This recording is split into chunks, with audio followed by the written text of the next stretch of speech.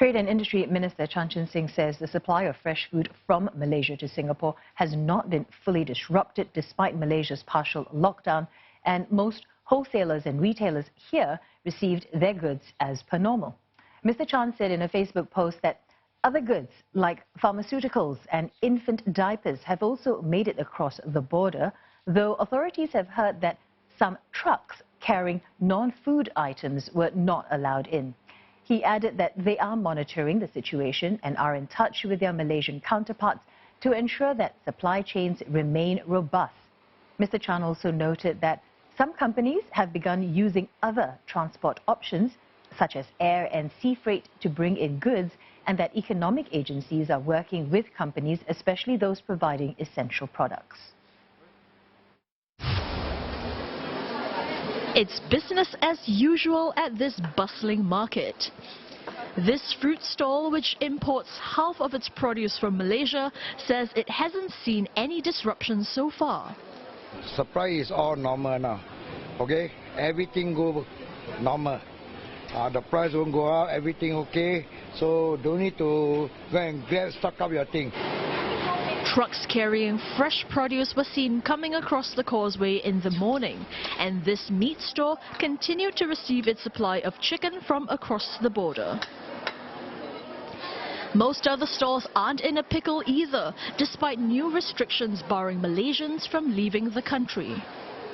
Now, as you can see behind me, stocks are still full. But some stall owners say that some supplies of vegetables like chives have been delayed, although they're not quite sure why.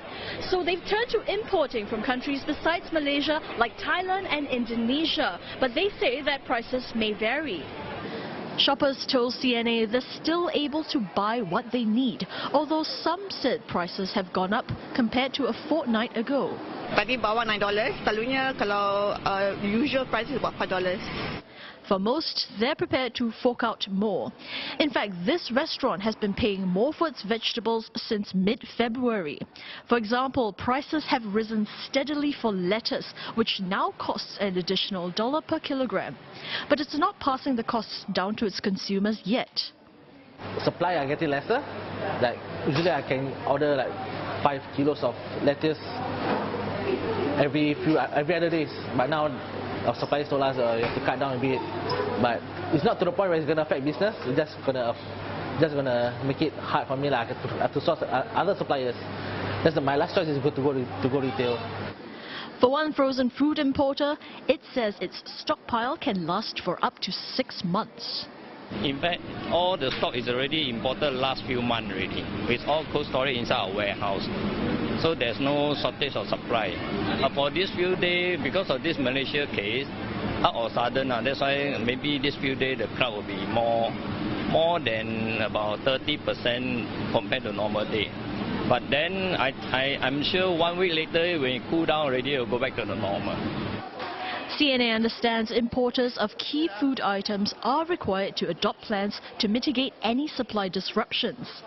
The Singapore Food Agency says the country currently imports food from more than 170 countries or regions, and the target is for Singapore to produce 30% of its nutritional needs locally by 2030.